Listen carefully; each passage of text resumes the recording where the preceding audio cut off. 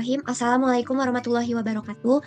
Di sini kami ingin mempresentasikan tugas metodologi penelitian kami dengan topik utama pemanfaatan teknologi digital untuk mendukung proses belajar mahasiswa teknik informatika di era Society 5.0. Di sini kami beranggotakan 4 orang. Yang pertama yaitu ada Arina Sabilana, yang kedua ada Riana Nur Anissa, yang ketiga ada Sofa Farah Tanzila, dan yang keempat ada Siti Arfi Mutahharoh. Untuk topik individu kami sendiri yaitu sebagai berikut. Lalu di sini hal yang akan kami bahas yaitu latar belakang, metode, objek penelitian, pemetaan, serta tujuan dari topik utama kami. Untuk latar belakang, di sini transformasi digital dalam pendidikan menuntut mahasiswa beradaptasi dengan berbagai teknologi. Lalu mahasiswa teknik informatika sangat bergantung pada teknologi digital seperti AI, video conference, dan chatbot. Namun, pemanfaatan teknologi ini juga memunculkan tantangan seperti stres akademik, kebergantungan teknologi, dan berkurangnya kemandirian problem solving. Nah, masalah-masalah ini menjadi penting untuk diteliti agar penggunaan teknologi benar-benar bisa mendukung proses belajar, bukan justru menghambatnya. Lalu, metode untuk menggali pokok masalah yang kami gunakan yaitu design thinking. Yang pertama ada empathize, yaitu wawancara dan observasi langsung ke mahasiswa untuk memahami pengalaman mereka menggunakan teknologi digital.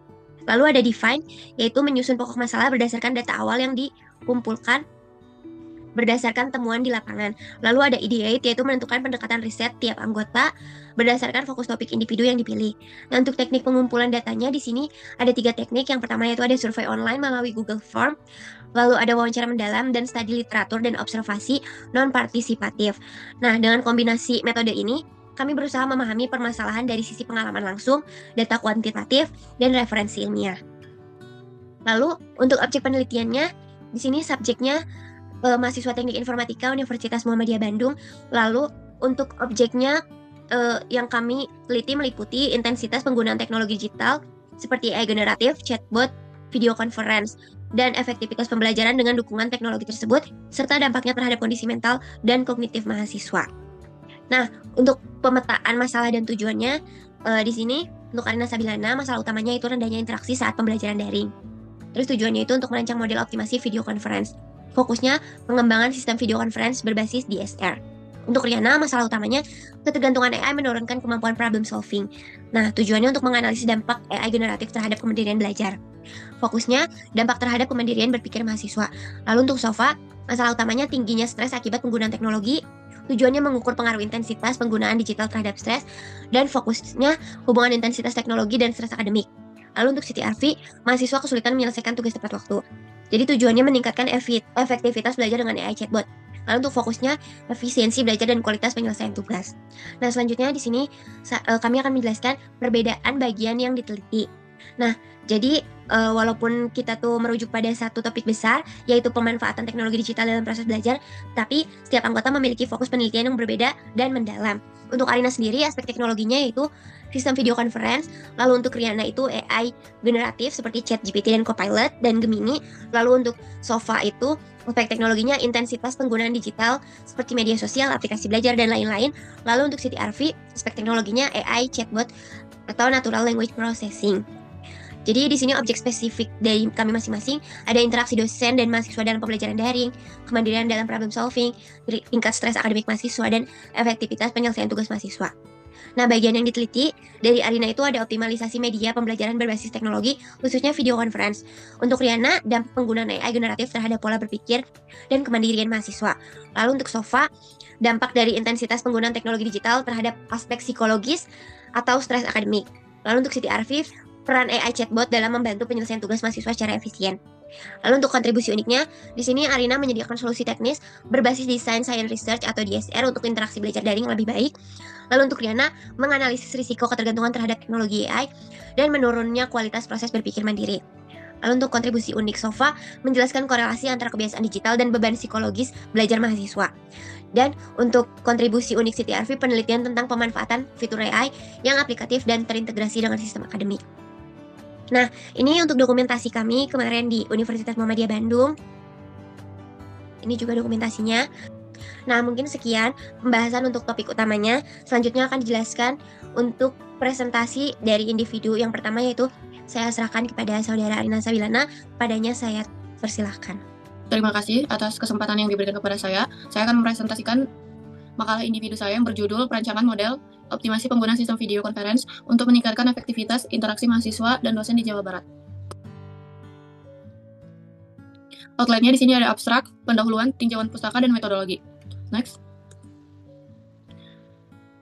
Untuk abstraknya, yang pertama, pembelajaran digital kini menjadi pilar utama pendidikan tinggi, tetapi interaksi via video conference kerap terkendala aspek teknis, pedagogis, dan ergonomis. Yang kedua, penelitian ini bertujuan mengembangkan model optimasi sistem video conference untuk meningkatkan efektivitas interaksi dosen mahasiswa. Yang ketiga, metode Design Science Research atau DSR, pendekatan mix method 6 tahapan utama. Yang keempat, implementasi, ada Node.js, React.js, TensorFlow, JS, arsitektur, microservice. Yang keenam ada targetnya 200 dosen, 500 mahasiswa, 20 kelas, 6 minggu implementasi. Yang ketujuh, evaluasi aspek teknis, pedagogis, dan ergonomis. Yang kedelapan, kata kuncinya yaitu model optimasi, video conference, interaksi dosen mahasiswa, pembelajaran digital, design science, research. Next. Selanjutnya ada pendahuluan, yaitu latar belakang. Yang pertama, transformasi pembelajaran digital, 70% PT atau perguruan tinggi di Indonesia adopsi blended learning Kemendikbudristek 2024. Selanjutnya, video conference tetap dominan walau PTM sudah kembali. Yang ketiga, tantangannya yaitu interaksi bermakna, kendala teknis, dan keterlibatan mahasiswa. Next. Data Prasetya et al. 2023. Yang pertama, interaksi bermakna rendah yaitu 64%, kendala teknisnya 53%, keterlibatan sulitnya 72%. Nah, hanya 40% fitur video conference dimanfaatkan Widodo dan Hartono 2023. Kelelahan digitalnya 65%. Mahasiswa alami dampak fisik dan konsentrasi. Dari Nugroho et al. 2024. Next. Ada selanjutnya kebaruan dan research gap. Penelitian sebelumnya evaluatif belum optimatif. Ahmad et al. 2023 dan Suryani 2024. Gapnya belum ada model optimasi terintegrasi yaitu teknis, pedagogis, dan ergonomis. Selanjutnya, DSR belum banyak diterapkan dalam pengembangan solusi optimasi video conference. Next.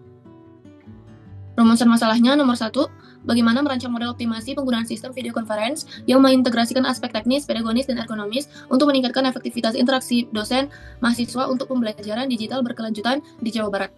Nomor 2, faktor-faktor kritis apa saja yang mempengaruhi kualitas interaksi dalam pembelajaran digital melalui sistem video conference dan bagaimana faktor-faktor tersebut dapat dioptimalkan dalam model terintegrasi yang dikembangkan di Jawa Barat.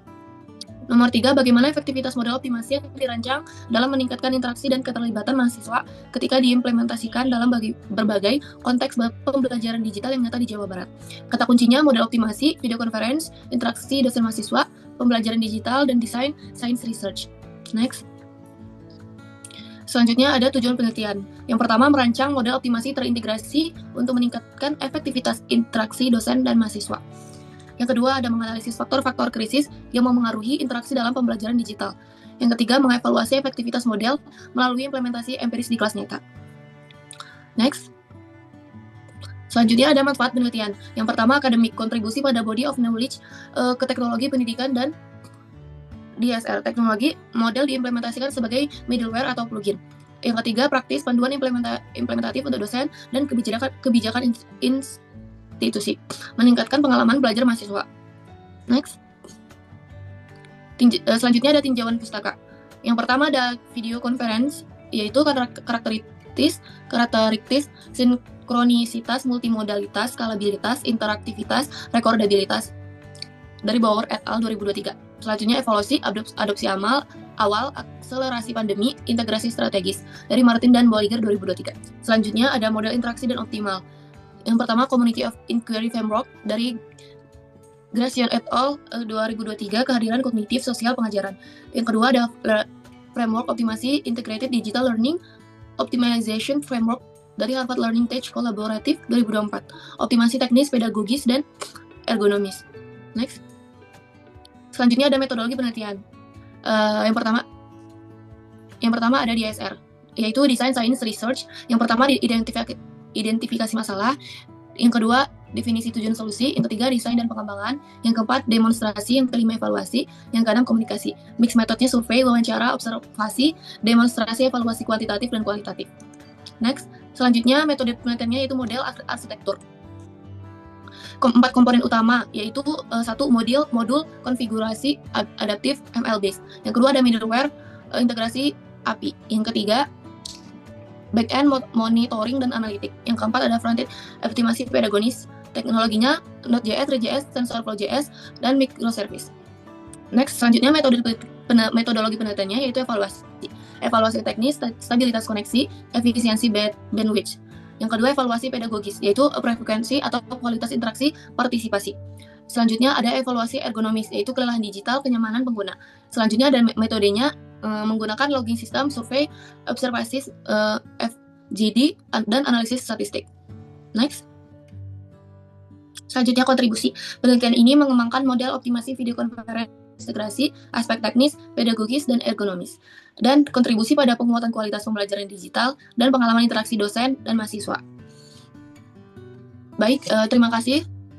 Baik, selanjutnya di sini saya akan mempresentasikan judul saya, yaitu kecenderungan penggunaan AI generatif sebagai alat bantu belajar dan implikasinya terhadap kemandirian problem solving mahasiswa Teknik Informatika Universitas Muhammadiyah Bandung.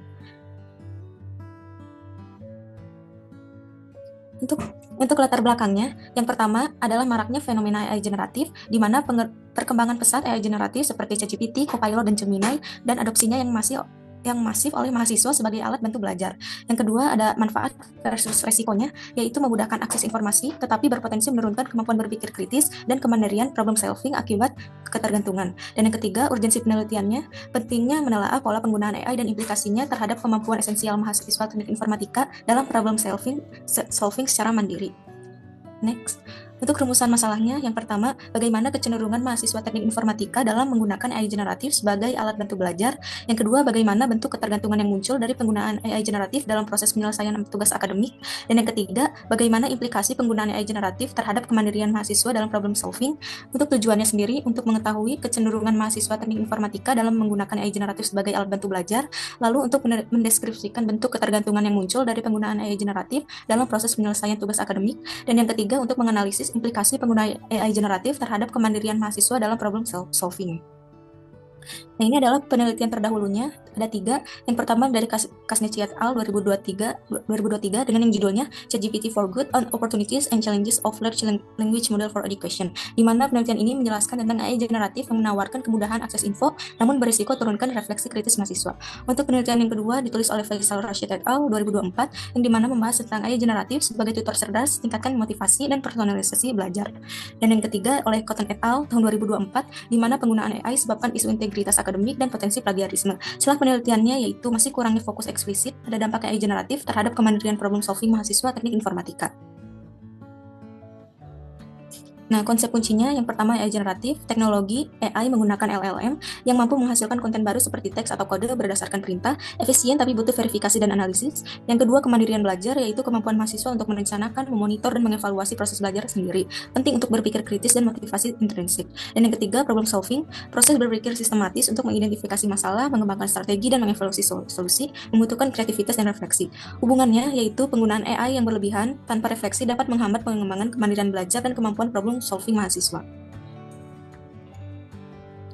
Nah, ini adalah kerangka berpikirnya, di mana berdasarkan gambar di samping menunjukkan hubungan antara kecenderungan penggunaan AI generatif sebagai variabel independen dan kemandirian problem solving mahasiswa sebagai variabel dependen. Dimulai dari pemanfaatan AI dalam pembelajaran, kecenderungan tersebut mencakup frekuensi, tujuan, dan tingkat ketergantungan yang memengaruhi proses belajar dan berdampak pada kemandirian mahasiswa dalam menyelesaikan masalah. Untuk pendekatan dan jenis penelitian, pendekatannya saya menggunakan kualitatif dengan jenis penelitian yang deskriptif, tujuannya untuk memahami fenomena secara mendalam, menggambarkan kecenderungan penggunaan AI, dan dampaknya terhadap kemandirian problem solving dari sudut pandang mahasiswa. Untuk subjek dan objeknya, yang pertama subjek atau informan yaitu mahasiswa aktif program studi Teknik Informatika Universitas Muhammadiyah Bandung yang menggunakan AI generatif sebagai alat bantu belajar, dipilih secara purposive sampling. Untuk objek penelitiannya, kecenderungan penggunaan AI generatif, pola, motivasi, dan kebiasaan, serta implikasi terhadap kemandirian problem solving, ketergantungan versus pemberdayaan. Teknik pengumpulan datanya saya ada 3, yaitu observasi untuk mengamati perilaku mahasiswa secara langsung saat menggunakan AI dalam kegiatan akademik. Yang kedua, wawancara untuk menggali informasi mendalam mengenai pengalaman, persepsi, motivasi, dan dampak penggunaan AI. Dan dokumentasi untuk mengumpulkan data pendukung dari tugas atau laporan, tanggapan layar penggunaan AI, dan artikel ilmiah terkait. teknik analisis datanya saya menggunakan pendekatan analisis kualitatif menurut Creswell dan Ford. Yang pertama mengumpulkan kategori untuk mengidentifikasi tema dan konsep berulang dari data. Yang kedua interpretasi langsung untuk menarik makna dari contoh-contoh spesifik. Yang ketiga pembentukan pola untuk mengidentifikasi hubungan antar kategori. Yang terakhir agregasi untuk menggabungkan data dari berbagai sumber untuk pemahaman komprehensif. Ya, sekian dari saya. Baik, terima kasih Riana. Selanjutnya di sini saya akan menjelaskan pengaruh intensitas penggunaan teknologi digital terhadap tingkat stres akademik mahasiswa Teknik Informatika Universitas Muhammadiyah Bandung. Di sini pembahasannya yang pertama ada pendahuluan, tinjauan pustaka, dan metodologi penelitian. Latar belakang dari penelitian ini berangkat dari fenomena mahasiswa teknik informatika yang sangat bergantung pada teknologi digital seperti coding, LMS, maupun komunikasi digital. Penggunaan yang berlebihan, apalagi tanpa kontrol, bisa menyebabkan tekanan, multitasking berlebih, dan stres akademik akibat notifikasi yang terus-menerus. Namun masih sedikit penelitian yang secara spesifik membahas mahasiswa teknik informatika dalam konteks digital well-being, maka penelitian ini diharapkan mampu mengisi kesenjangan tersebut. Untuk rumusan masalah dalam penelitian ini mencakup 3 hal. Yang pertama yaitu bagaimana intensitas penggunaan teknologi digital pada mahasiswa teknik informatika, lalu bagaimana tingkat stres akademik mahasiswa teknik informatika, lalu apakah terdapat pengaruh intensitas penggunaan terhadap stres akademik. Lalu untuk tujuan penelitian ini adalah untuk mengetahui, mengukur, dan menganalisis hubungan antara penggunaan teknologi digital dan stres akademik. Manfaatnya secara teoritis, yaitu penelitian ini bisa menambah referensi kajian ilmiah di bidang digital well-being. Untuk secara praktisnya, penelitian ini bisa menjadi rekomendasi bagi mahasiswa dan institusi dalam penggunaan teknologi yang lebih bijak. Untuk tinjauan pustakanya yaitu meliputi teknologi digital sebagai alat bantu sekaligus potensi sumber stres. Lalu untuk stres akademik yaitu tekanan yang muncul akibat beban tugas, ujian, dan ekspektasi. Lalu untuk konsep digital well-being-nya yaitu menekankan pada penggunaan teknologi secara seimbang dan sadar. Selanjutnya ada kerangka teori dan konseptual. Di sini saya menggunakan teori Lazarus dan Volkmann tahun 1984 yang menjelaskan bahwa stres muncul ketika tuntutan lingkungan melebihi kemampuan individu untuk menghadapinya. Dalam kerangka konseptualnya, variabel X adalah intensitas pengguna teknologi digital dan variabel Y adalah tingkat stres akademik mahasiswa. Kesenjangan penelitian yang saya temukan adalah belum banyak studi yang fokus pada mahasiswa teknik informatika, padahal mereka paling dekat dengan dunia digital. Selain itu, pendekatan digital well-being belum banyak dijadikan solusi atau pendekatan mitigasi stres akademik. Lalu penelitian ini hadir untuk mengisi kekosongan tersebut secara kontekstual dan aplikatif. Lalu metodologi penelitiannya di sini menggunakan jenis penelitian kuantitatif asosiatif karena saya ingin melihat ada atau tidaknya pengaruh antar variabel. Lalu penelitian ini dilakukan di program studi teknik informatika Universitas Muhammadiyah Bandung dengan populasi mahasiswa aktif dan sampel yang digunakan sebanyak 50 responden dengan menggunakan teknik purposive sampling. Lalu pengumpulan datanya dilakukan melalui kuesioner online menggunakan Google Form dengan skala Likert 1-4 tanpa nilai netral untuk menghindari ambiguitas jawaban. Lalu indikator dari variabel X adalah durasi dan frekuensi pengguna teknologi, jenis aktivitas digital seperti akademik atau non-akademik, sedangkan indikator variabel Y-nya adalah tekanan tugas, kecemasan, dan manajemen waktu. Untuk analisis datanya di sini ada uji validitas menggunakan person product moment, lalu ada uji reliabilitas dengan Hornbach alpha minimum 0.70, lalu untuk uji asumsi klasiknya normalitas dan linearitas, dan analisisnya menggunakan regresi linier sederhana. Untuk jadwal penelitiannya di sini penyusunan proposal di bulan Juli 2025, lalu untuk penyusunan instrumen di Agustus 2025, lalu untuk pengumpulan dan analisis data diperkirakan bulan September sampai Oktober 2025, dan penyusunan laporan akhirnya sekitar November 2025. Topik yang saya teliti berbeda dari anggota kelompok lain jika saya fokus pada intensitas penggunaan teknologi dan stres akademik. Sedangkan anggota lain meneliti topik seperti efektivitas video conference dalam pembelajaran, lalu peran AI generatif dalam memahami materi, dan pengaruh chatbot terhadap kemandirian belajar. Dengan begitu, meskipun kami berbeda, tapi masih dalam satu topik yang besar, yaitu pemanfaatan teknologi digital dalam proses belajar. Jadi setiap anggota memiliki fokus penelitian yang berbeda dan mendalam. Mungkin sekian dari saya, selanjutnya saya serahkan kepada Saudara Arfi. Baik, terima kasih. Selanjutnya saya akan membacakan hasil proposal yang sudah saya buat dengan tema pemanfaatan fitur AI chatbot dalam meningkatkan penyelesaian tugas oleh mahasiswa Teknik Informatika Universitas Muhammadiyah Bandung. Next. Di sini ada beberapa outline. Yang pertama adalah latar belakang, yang kedua rumusan masalah, yang ketiga tujuan penelitian, yang keempat manfaat penelitian, yang kelima tinjauan pustaka, dan yang terakhir metodologi penelitian. Next.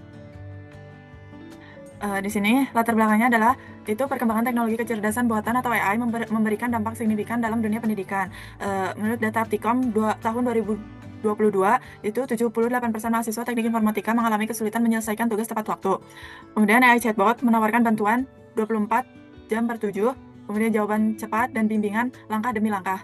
Kemudian meskipun berpotensi masih terdapat kesenjangan penelitian untuk konteks mahasiswa teknik informatika di Indonesia. Kemudian penelitian oleh LPPM ITB tahun 2023, penggunaan AI terarah dapat meningkatkan pemahaman konsep dan kemampuan pemecahan masalah. Next. Di sini ada 3 rumusan masalah. Yang pertama adalah bagaimana merancang dan mengimplementasikan sistem AI chatbot yang efektif untuk mendukung penyelesaian tugas mahasiswa teknik informatika di Universitas Muhammadiyah Bandung. Kemudian yang kedua, bagaimana pengaruh penggunaan AI chatbot terhadap efektivitas dan efisiensi penyelesaian tugas mahasiswa teknik informatika Universitas Muhammadiyah Bandung. Kemudian yang ketiga, apa saja faktor-faktor yang mempengaruhi adopsi dan keberlanjutan penggunaan AI chatbot sebagai alat bantu pembelajaran di kalangan mahasiswa teknik informatika Muhammadiyah Bandung. Next. Kemudian ada tujuan penelitian. Yang pertama yaitu merancang dan mengimplementasikan sistem AI chatbot yang disesuaikan dengan kebutuhan spesifik mahasiswa teknik informatika dalam menyelesaikan tugas-tugas akademik dengan fokus pada mata kuliah inti program studi. Yang kedua, menganalisis dan mengukur dampak penggunaan AI chatbot terhadap efektivitas dan efisiensi penyelesaian tugas mahasiswa teknik informatika. Kemudian yang ketiga, mengidentifikasi dan menganalisis faktor-faktor kunci yang mempengaruhi tingkat adopsi, pemanfaatan berkelanjutan, dan efektivitas AI chatbot sebagai alat bantu pembelajaran. Next. Selanjutnya ada manfaat penelitian. Manfaat akademiknya yaitu memberikan kontribusi pada pengembangan ilmu pengetahuan di bidang teknologi pendidikan dan kecerdasan buatan khususnya dalam konteks pendidikan tinggi di Indonesia. Kemudian menyediakan kerangka konseptual dan metodologis untuk penelitian lebih lanjut tentang integrasi AI dalam sistem pembelajaran di perguruan tinggi. Kemudian menghasilkan publikasi ilmiah yang dapat memperkaya literatur tentang pemanfaatan AI chatbot dalam pendidikan teknik informatika. Kemudian manfaat praktisnya bagi mahasiswa teknik informatika yaitu yang pertama, alat bantu untuk meningkatkan aktivitas dan efisiensi penyelesaian tugas, kemudian dukungan pembelajaran 24 jam per 7, dan pengembangan keterampilan AI sebagai alat produktivitas. Kemudian bagi dosen dan program studi, yang pertama, solusi meningkatkan tingkat penyelesaian tugas, wawasan tentang kesulitan mahasiswa, dan pengurangan beban pertanyaan berulang. Kemudian bagi intuisi pendidikan yaitu yang pertama, model implementasi teknologi AI yang adaptabel, peningkatan citra institusi, dan landasan pengembangan kebijakan penggunaan AI. Next. Yang kelima yaitu ada tinjauan pustaka. Di sini ada 5 poin. Yang pertama yaitu ada gambaran umum objek penelitian, kecerdasan buatan dan NLP, teknologi chatbot, kemudian AI chatbot dalam pendidikan, dan model adopsi teknologi. Next. Selanjutnya ada metodologi penelitian. Di sini saya menggunakan pendekatan Design Science Research atau DSR dan Mixed Method. Kemudian Sequential Explanatory Design dan pengumpulan dan analisis data kuantitatif diikuti kualitatif. Tahapan utamanya yang pertama ada pengembangan prototype AI chatbot, yang kedua pengumpulan data kuantitatif yaitu eksperimen dan survei, kemudian pengumpulan data kualitatif yaitu wawancara dan observasi. Selanjutnya analisis terintegrasi dan penarikan kesimpulan dan rekomendasi. Next. Selanjutnya ada populasi dan sampel penelitian. Populasi mahasiswa aktif program studi teknik informatika di Universitas Muhammadiyah Bandung. Kemudian teknik samplingnya yaitu stratified random sampling, stratifikasi berdasarkan institusi, tahun angkatan, dan jenis kelamin. Ukuran sampel 105 mahasiswa Universitas Muhammadiyah Bandung, dan sampel kualitatifnya 40 partisipan yaitu purpose sampling. Next. Selanjutnya ada teknik pengumpulan data. Yang pertama yaitu eksperimen terkontrol yaitu pretest atau post-test control group design. Intervensi yaitu akses AI chatbot selama 8 minggu. Kemudian survei yaitu menggunakan kuesioner daring atau Google Form, menggunakan 35 item pertanyaan atau skala Likert 5 poin. Kemudian wawancara mendalam yaitu 40 partisipan terpilih dan wawancara semi terstruktur. Yang ketiga yaitu observasi yaitu analisis log interaksi pengguna dengan sistem. Next. Kemudian ada teknik analisis data, itu analisis kuantitatif, itu statistik deskriptif, yaitu distribusi frekuensi, visualisasi. Statistik inferensial, yaitu tes, ANOVA, regresi, dan structural equation modeling atau SEM. Kemudian analisis kualitatifnya, yaitu thematic analisis, content analisis, comparative analisis. Kemudian integrasi mixed method, yaitu ada explanatory follow-up, joint display analysis, dan meta inference development. Next. Terima kasih, saya kembalikan ke moderator. Nah, mungkin sekian yang dapat kami sampaikan terkait topik utama dan topik individu. Semoga apa yang kami sampaikan dapat memberikan manfaat dan pemahaman dan kurangnya mohon dimaafkan. Wabillahi taufiq wal hidayah. Wassalamualaikum warahmatullahi wabarakatuh.